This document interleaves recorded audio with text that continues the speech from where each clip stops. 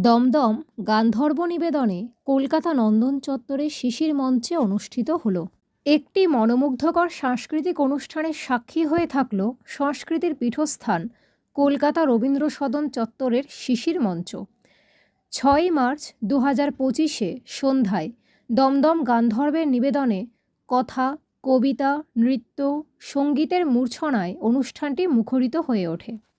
সংস্থার কর্ণধার অনিরুদ্ধ বন্দ্যোপাধ্যায়ের অসাধারণ দক্ষতায় সার্বিক পরিচালনা অনুষ্ঠানটি পূর্ণতা পায়।